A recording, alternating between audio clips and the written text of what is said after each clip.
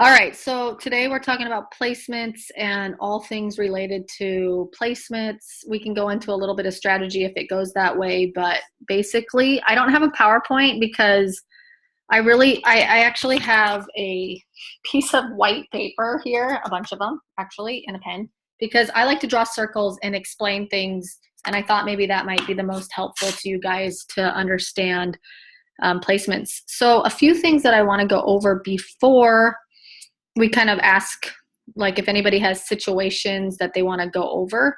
Um, a couple of things to think about when you are getting going and you're looking for builders, like people on your front line. Your front line is million dollar real estate, meaning you want rock solid people that want to do this as a business to be on your front line, to really, or as close to you as possible, because that means you can work with them more. So there's a couple of things that I thought I would go over that kind of help you recognize this, and this goes along with placements because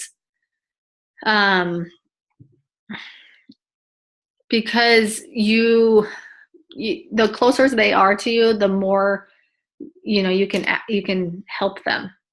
Meaning, how do I explain that? If they're further down, you're not going to get as much benefit from their whole organization. So Enos is it Eanes? How do you pronounce your name? Ins? Can you rank advance off different levels to your front line? Yes, that is a fantastic question and something that I'm going to tell you about. So if somebody's down on your 6th level and they want to build, if you have that person's enrollership, you can rank off of that individual. So I'll draw this out so you guys can see it. I'm going to show you this picture here.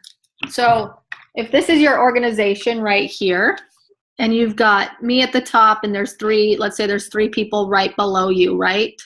Well, let's say one of those people is not doing the business. So if this person is a builder and this person's a builder and this person's not doing anything right there where I've put the X, right? Let's say down underneath them, there's a couple people, right? If this person right here wants to build and you have their enrollership, you can rank off of them.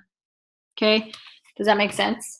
So it doesn't matter where they are in the line, as long as they're down one line, you can rank off them as long as you have their enrollership. Okay. One of my builders, she ranks off of one of the people that's underneath an individual, not on the first line. So yeah, you totally can, as long as you have the enrollership. So another question that you might ask here is, let's say this person's not doing the business. No, let's see. How would I show you this? I'm just trying to think of the scenario. You can't, okay, let's say this person's not doing say you've got 2 people. You've got one person on your front line that's doing it, and these 2 people aren't. But then if you drew, this person is building right here. Does that make sense right there? You can't rank off of this person also. Okay, they have to be in separate legs. Does that make sense? So I'm just reading your guys' questions as I do this, but so you can't have these individuals be down the same line and rank off of, so it wouldn't be like 1, 2, 3. That wouldn't work. You'd only have 2 legs here. You'd still need a 3rd one to like rank to silver or above. You can't have them down the same line. Okay. Kirsten is asking, can I confirm that you have to have personal enrollment for them to rank advance? For you to rank advance, you have to have their enrollership.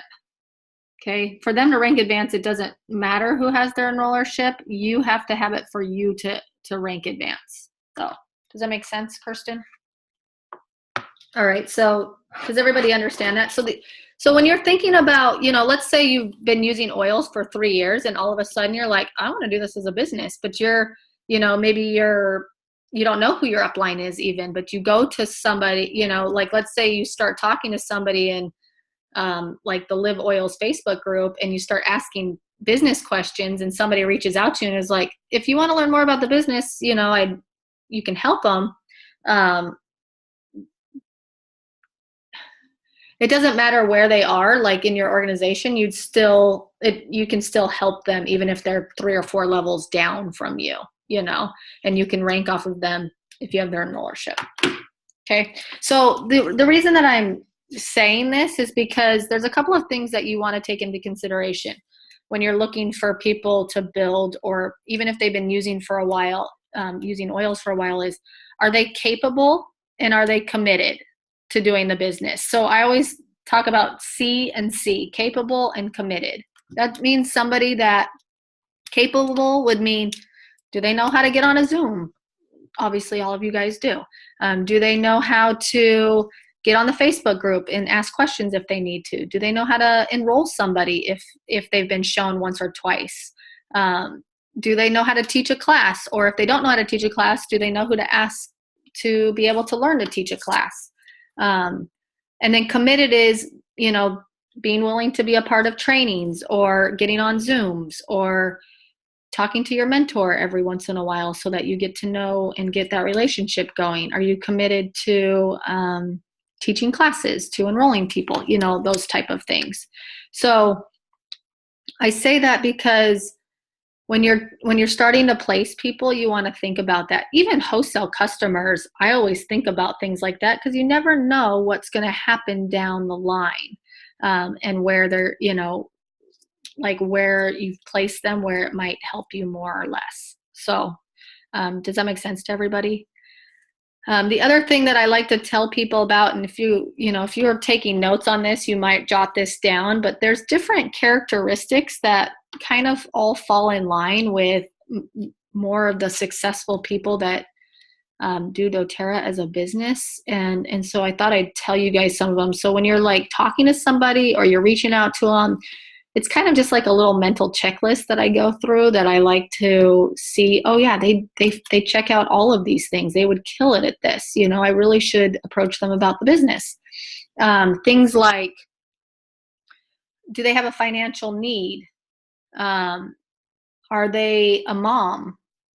Are they influential? Do people, you know, want to be their friend? Or are they willing and able to speak in front of other individuals? Are they outgoing?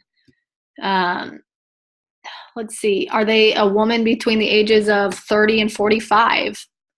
You know, things like this, that most of the people that I help fall in those categories, in that category. And I'm not trying to like judge anybody, because I have people on my team that are 65 and I have people on my team that are 22 that are doing just fine in this business. But the majority of them are kind of meet some of that criteria. And so when you're thinking about placing people or knowing where to place them, those are some of the things that I like to take into consideration. Okay, so does anybody have any questions about that? Okay, so Kirsten's asking me a question. I'm just going to read these so you guys can hear them. So for my enrollees, I was planning on putting them under my leadership team, my front line. If they can't rank advance from that person, what is the benefit of moving them? I'm a bit confused. I thought that was the purpose of moving them. Okay, so I think I understand your question. I'm going to draw this out for you, Kirsten.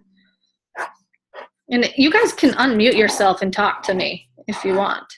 I'm just drawing this out so you can see. Hi, Liz, while you're drawing that, I'll clarify. So could you, and I've got a number of my leaders on this call as well, and we're all new to the business this month, as you know.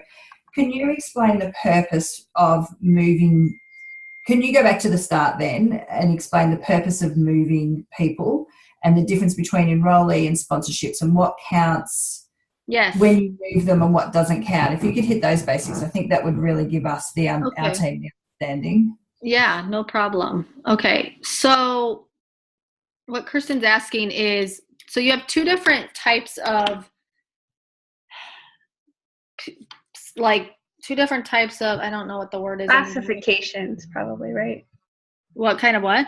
Like classifications. Yeah, like there you go. Thank you, Danielle. So two different kinds of classifications. One, being an enroller of somebody, and two, being a sponsor of somebody.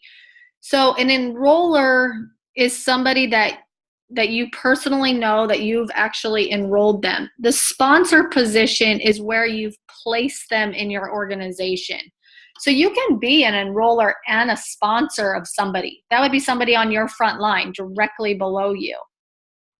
So you can also be an enroller of somebody, but if you if you've put somebody else into the sponsor position, it means they're down underneath in one of your other down here underneath, right?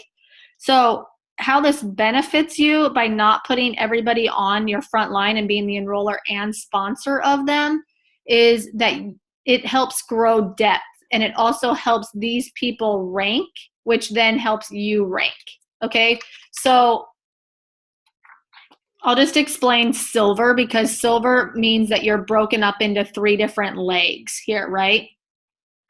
3 different legs means you have to have the enrollership of these 3 individuals, even if they're not all on your front line, but let's just say they are. If you're the enroller of all these people right here, this sponsor of, you could have enrolled this person down here, but this person needs to be the sponsor of that individual. Does that make sense? Now, the reason that you want that is because that helps this person rank, which then helps you rank. Because when you're going silver, if you don't know this, I'll explain it, but you need 3,000 in volume in each of these 3 legs for you to go silver. So if you were the enroller and sponsor of, let's say, all of these little bubbles, they'd all be lined up right on your front line.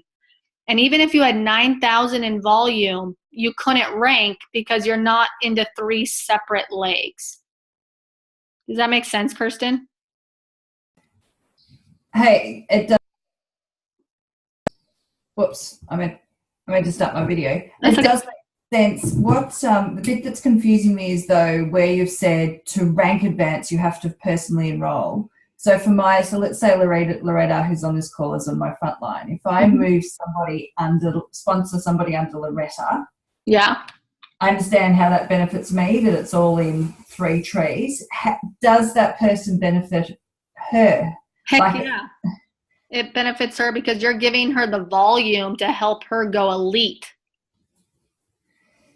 Okay, so she gets the volume, but it's not a personal enrollment, so it's not counted as one of her legs. Is that what you're saying? Right, exactly. So let me just say this. If this is Loretta and you enrolled this person right there, do you see that little X? So if that's Loretta, and let's say you enrolled X right there, she would still benefit volume-wise, where what happens is, let's say this person's building, X is building, okay, and you start building this leg, and you're trying to go platinum, and you need Loretta to be silver at this point.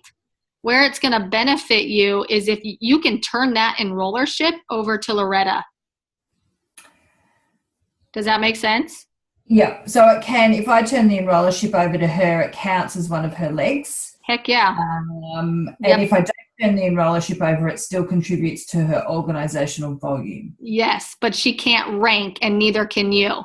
So here's what you need to take into consideration. And when, like, people will say to me, well, when do I know to turn over an enrollership? When it helps you rank advance, you turn over an enrollership, and not a second before. Okay, so I have a couple of people in my organization that I have the enrollership of. I have a girl on my front line that was trying to go gold, and I had the enrollership of a couple of her executives. And I said, I'd be happy to turn over those executives to you as soon as you're ready to go gold. Okay? And it would help me rank to my next level, right? So, because everything plays together. So as soon as she was ready to go gold, I typed in an email to my account manager and to placements and said, I'd like to hand the enrollership of Savannah over to Christy so she can rank, which then benefited me because she's rank advancing, which is then helping me rank advance. Awesome. Okay, so that's, yeah, so that makes, so if I can just summarize and make sure I'm completely correct. Yeah. When the enroller stays with us, people under us benefit from the points, but not the rank, but it's not considered a leg for rank advancement.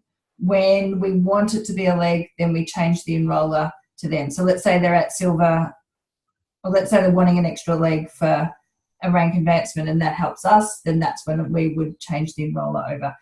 Right. And on from that, then where does the dollars go? Like how does the commission go when you're doing that then? Well, okay, so commissions is based on the level of an individual, where they're at. So if you're looking at this right here, so if this person right here, you're making, let's see, 1%, 2%, 3%, you're making 5% off of this individual right here. So that doesn't necessarily mean anything about like ranking, you know? And so that's why you just putting volume underneath an individual, even if you keep the enrollership and never hand it over, it's still a gift to them. They're still benefiting because they're getting the OV, which is what Unilevel's based on, is the overall volume. So overall volume goes 7 levels down, right? This is where it kind of gets 202 or 303 in the conversation. So bear with me if you're brand new. But doTERRA does this thing called dynamic compression. So they actually, the computer system crawls and goes, oh, they go 8 or 18 levels deep. And if you've got people way down on your 18th level and there's spots that are not ordering and not getting OV, PV in between, it presses up. Okay. And so somebody that's down on, let's say, your 10th level, if there's a few spots in between that there's no volume being, had, it presses up. And so they might come up to like your 6th level and you might make 6% on them. Does that make sense? Yeah. Awesome. So I tell people, when you are enrolling people, if you've already built, let's say, your front line, you've got people doing stuff on the second line, and you personally enroll somebody, where should you put them? Always on your 3rd level. And then once you kind of get the 3rd level filled in, 4th level max. You never want to start placing below your 4th level. Because what if that 4th level turns into a builder? What if you put somebody down on your 9th generation because you wanted to stack down one line? You're never going to make money off of that, even if you do dynamic compression. But if that person on the 9th level decides to join and start doing it as a business and enrolling people, you're not going to see much benefit from it at all. So the closer that you have them to you, the more you can grow. Does that make sense? So a lot of times, like, my organization looks more like this. That's me at the top. Most of my volume is coming right from here in the middle because of how I've built. I've built my legs like this, and then I've placed all my personal enrollments and done most of that volume right here in the middle. Okay, and then they're growing out here, right? But how many lines down, Liz, have you got? Oh gosh, I don't know. I haven't ever checked. 18 levels probably or more. Because where do you place mainly yours on your 3rd and 4th? I always place people on my 3rd or 4th generation. If you place people on your 4th generation, you never have to turn over the enrollership, and you can still rank off of them. Yeah, cool. Awesome. Does that make sense? So I'll give you a really good example. M's organization, M's on my front line, but in M's organization, she has a person here that's ranking gold right now. And then she has, let's see, 1, 2, 3. So if this is one of M's legs right here, this is who she ranks off of right now, right, to go blue. She has a person down here that's really interested in doing the business and wants to do the business and is going to grow. And M then has what's called, I would call, an insurance leg, meaning If this person, let's say, starts falling behind and doesn't rank as quickly as M wants her to or needs her to, she can use this as her ranking person. Does that make sense? No feedback. Yes, Jacinta? So what you're saying is you can't use both because they're in the same leg? Well, yeah, but you wouldn't need to use both. That would be that one leg. That would be that one leg that you're ranking off of. So if this person went gold, let's say you're blue, diamond, and you need this person to be gold right here, but this person could go gold or this person could go gold. Didn't matter. You could just still need the 3 legs. You would still need the other legs to do their thing, but you'd have I would call an insurance leg here working for you. Does that make sense? Yeah. Yeah. All right. You have another question? Yeah. Okay. I've got someone that would, I don't think she's going to do much, but you never know. Mm-hmm. And I was asking where do I place her? Because I've got one leg that's got 3. So she'd be number 4. And I was told, you don't want to put those ones deeper because they're not going to do much. But I don't really understand why. So what I like to say to people is don't put a 4th leg up until you're gold, unless you have a rock star that you know is going to kill it at this from the get-go.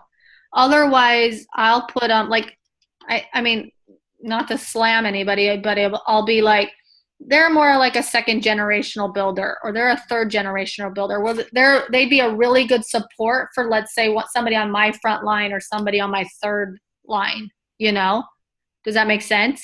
So this person that you're talking about, it sounds like maybe they'd be more like a 3rd generation type of builder. So I would place them probably on your 3rd gen, where you might have to turn over the enrollership of that individual at some point, but you'd be okay with that because it's going to help you rank, right?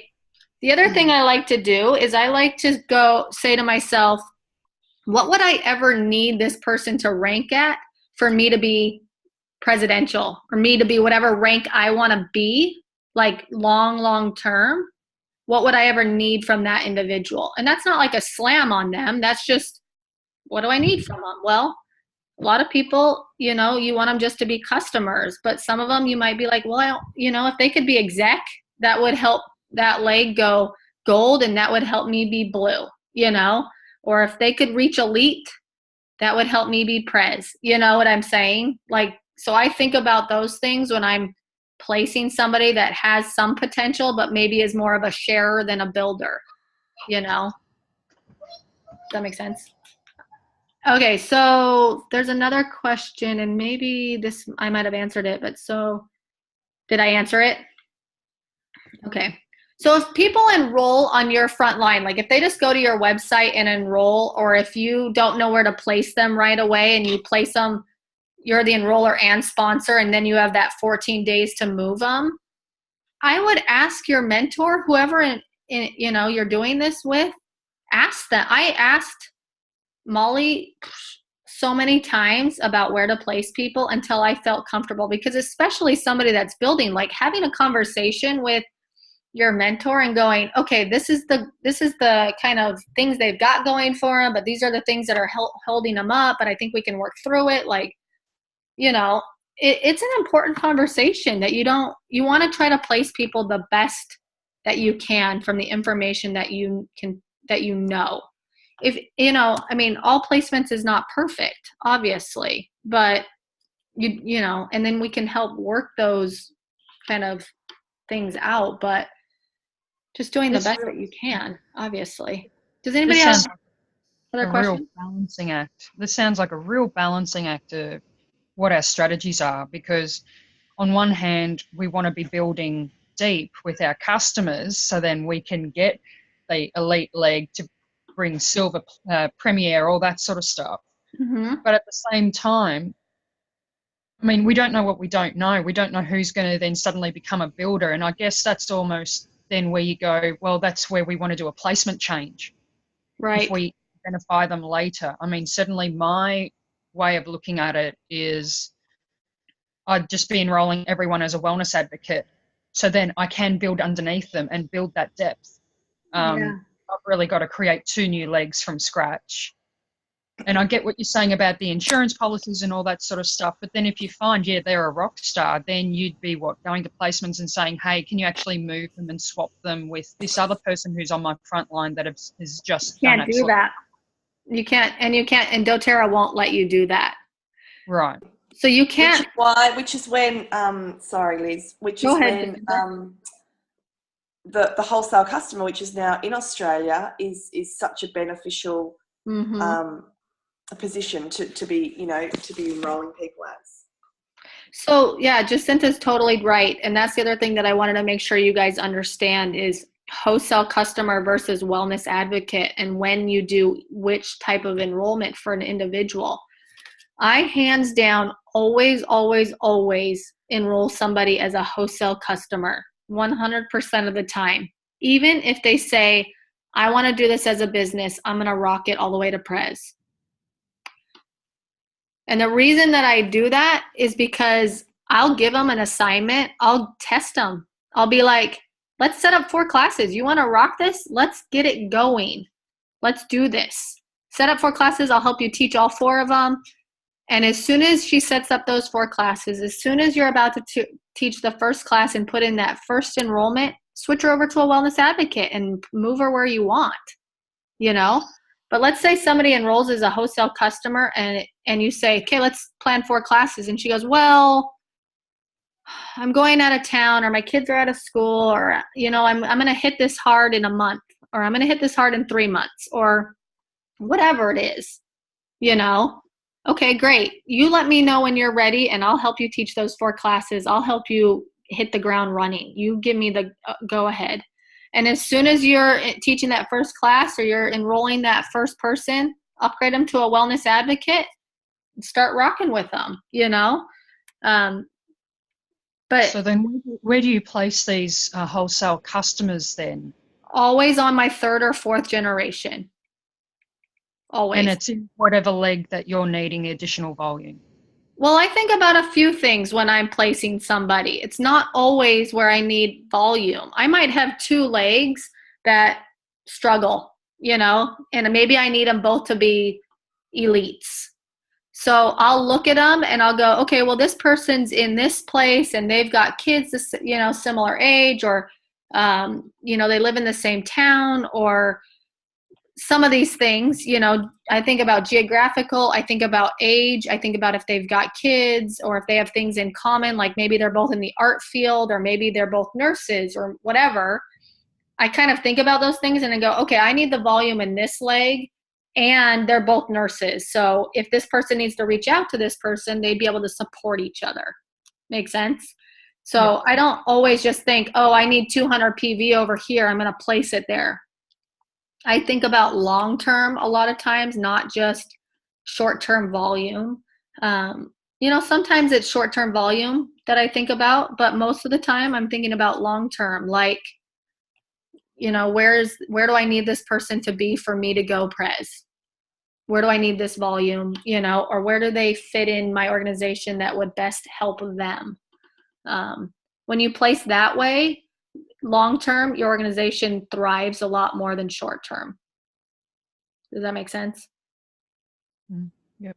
Yeah. And Liz, I don't know whether this has been in the States, but for the Aussies, Jacinta and I just worked this out last week, that if you enroll people as a wholesale customer, and then at a later point in time, after 90 days, I think it is, if you move them to a wellness advocate, you can move their placement. Yep. So enrolling them as a wholesale customer means you don't actually really have to think about what if they become a builder. You can worry about that at a later point in time when you change their status. Right. That's exactly correct. So there's kind of 2 stipulations. If they want to become a wellness advocate before 90 days, so prior to 3 months, you can move them anywhere straight down a line. So let's say this person down here wanted to upgrade, and let's say this person up here wasn't actually building, you could move this individual from here and replace this person up here. Did you know that? If it's under 90 days, they can move straight up a line. If it's after 90 days, this individual can move anywhere in your organization. So it gives you a second chance to move people, because then you have another 14 days to move them, which is super awesome. So Nicole is asking, is that like having a ghost? By ghost, do you mean placeholder? I haven't talked about that, but I'll talk about it. I was actually just asking about, when you were saying about enroll them as a wholesale customer. Mm-hmm. So you can, when you say you can replace the person on your front line, so what you then do is just, you get account manager, you get the account manager to do it. Yes, it actually goes through placements, but there's a form that you fill out called a transfer form.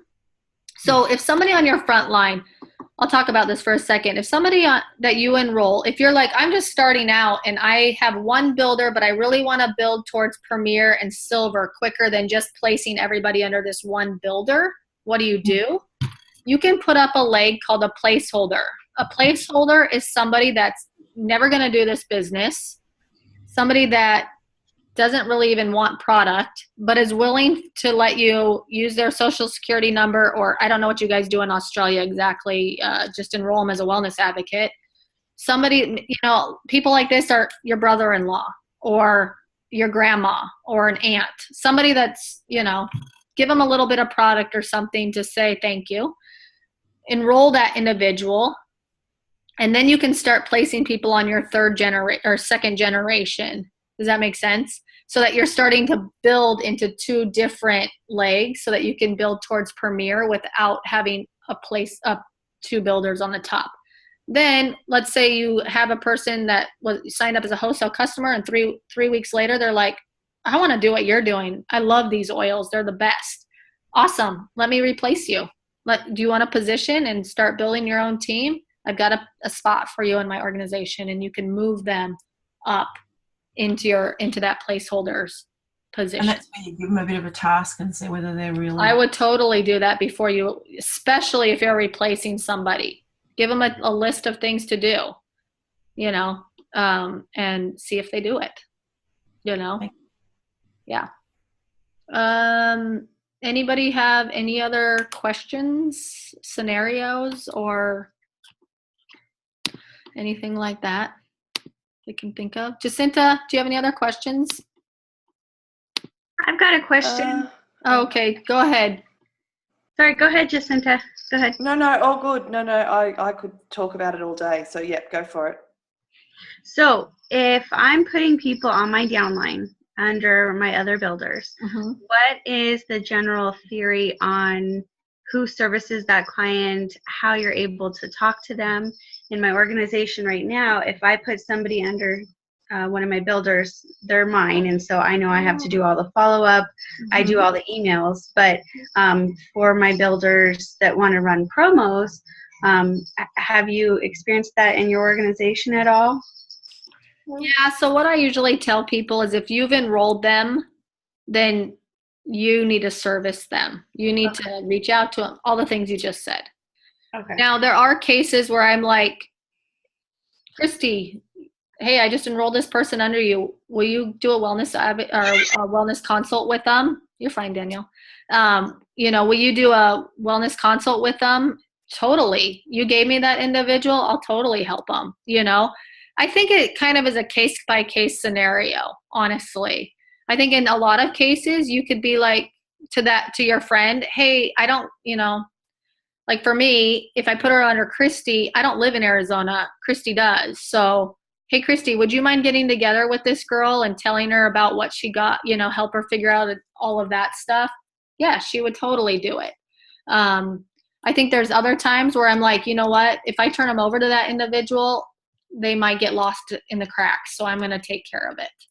I think it's a case-by-case scenario for sure. Yeah. No problem. Hey, Liz, Yeah. What about the other way around? Can you just, if somebody is a wellness advocate, and so we've only just had the wellness advocate here in Australia, the wholesale customer for a little while. And so I originally just always enrolled everybody as a wellness advocate. Mm-hmm. And so I've got a scenario now where I have someone who only wants to be a wholesale customer. She's from the US, but she lives here in Australia. You can change them over, but you have to go through exceptions. Is that right? So does she have anybody underneath her? So she does have one person. Yeah, nope. She will always be a wellness advocate. Right. But what I would do is be respectful to that individual and don't place anybody else. Never place anyone under her. Yeah, that's and right. you could honestly, I don't know who's underneath her, but you could move that individual away from her, you know. Yeah, so I think the situation that I'm going to have to do is it may be just easier to shut down that account underneath her and open a new account. Okay, so just FYI for everybody, if you haven't, like in your guys' case in Australia, this happened in America, but it happened a year or so before you guys. If you are a wellness advocate and you've never had anybody underneath you, or you don't have anybody underneath you, you will actually revert back to a wholesale customer after 1 year. Oh, okay. So, yeah. We haven't, okay. Yeah, so that hasn't actually happened yet because it hasn't been a full year. Okay, cool. Yeah, but they will convert back. And then guess what? If they're a wholesale customer, again, like they reverted back. So and do you get that 90 days? No. Do you have 90 days to move them? Yeah, do you get that because they've gone back to a wholesale customer? If they then, after the 90 days, upgraded to a wellness advocate, you could move them. Does that make sense? So if they've been downgraded to a wholesale customer, then after a year, then 3 months later, 90 days later, you can actually move them. If they will agree to upgrade to a wellness advocate, you have 14 days to move them. Mm-hmm. Yes, Kirsten. Can I ask a question in that? So one of my leaders has been enrolling people who, like they're chiros, functional neurologists and that sort of stuff, who are playing with the oils and may take it on as biz builders. Okay. But they're sort of playing with it first. Now she's enrolled everybody as a wellness advocate just because we're all new and learning as we go. Okay. It's still within the 14 days. She's not sure whether, there's a few of them, she's not sure whether they'll go forward and be builders or not, but if they do, they'll be decent builders. Okay. Can she downgrade them to like even though they've just joined in the last week or so, could she downgrade them to a wholesale customer so when they do decide to build, she's got that opportunity to upgrade them and move them? Does that make sense? It totally makes sense. I would have Jacinta call her account manager and ask if you can downgrade them to a wholesale customer. If it's been a week, they'll probably do it. But I can't get onto that today, Kirsten. Yeah, I can't guarantee that for sure. Yeah. Great. Thank you. Yeah. That's an account management kind of decision, not really better. But yeah.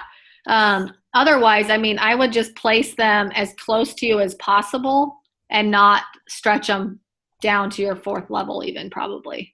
Yeah. Yeah. Cool. Yeah. Thank you. Just so you guys are aware of like the difference in how close it, like what it matters long term for people to be close to you.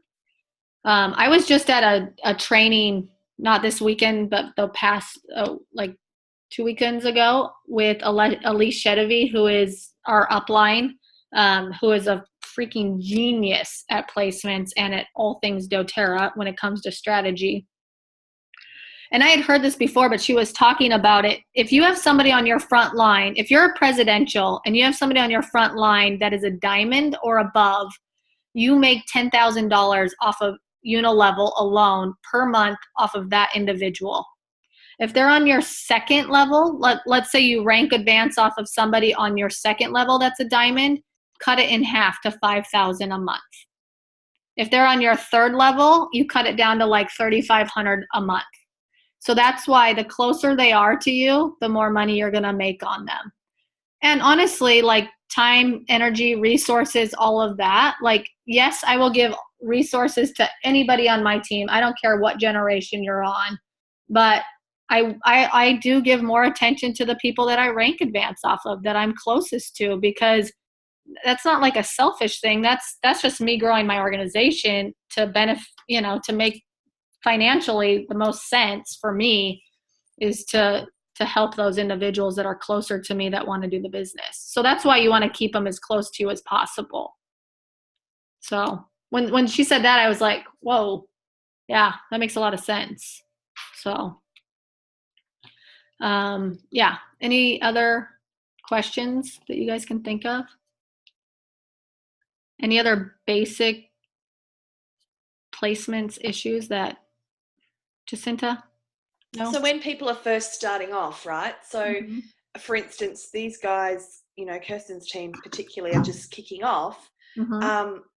You need people, like, if they're just enrolling their first 10 people and they need to place these people under each other, you can't place under wholesale customers, right? So I think this is where Aussies are getting a little bit stuck. It's like, well, I can't enroll my first 10 enrollments as wholesale customers, because then they're all stuck on my front line, which isn't going to help me, for Premier, which I am working towards as well.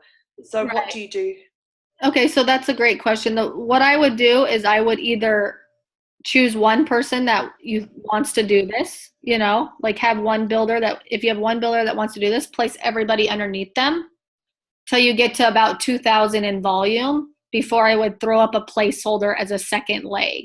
Does that make sense? So you don't, I would highly recommend not placing wholesale customers on your front line. I would put wellness advocates that want to do this as a business, or a placeholder, and then place that volume underneath. So say it's your first month.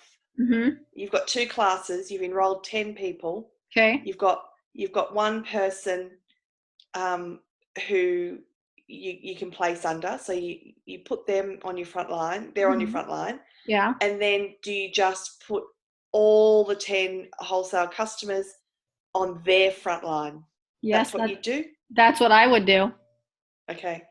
And then if that volume got to about 2K, the next class I teach, or the next, whatever, let's say later that month, I would find either a placeholder to put up, or you're having conversations, 3-way calls with you and Kirsten and whoever, and being like, hey, this person wants to be a builder. Let's put them up on her front line, or let's say Kirsten enrolls somebody.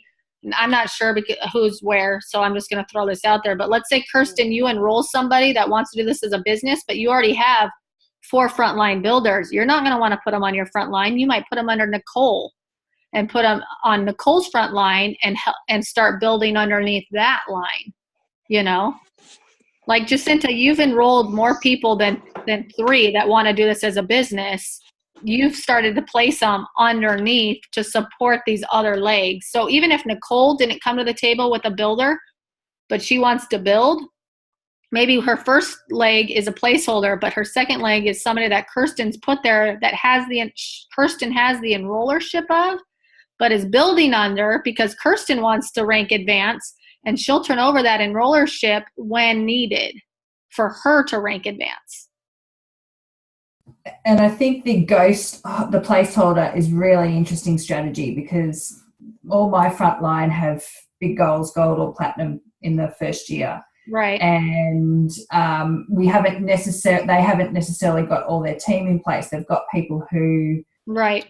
All right. So they've got a clear one leg, very clear leader in one leg, not so clear leader in the other leg. And if we put a placeholder in there and place those, they could be all right under that placeholder until the gun comes along, and then we replace the placeholder with the gun.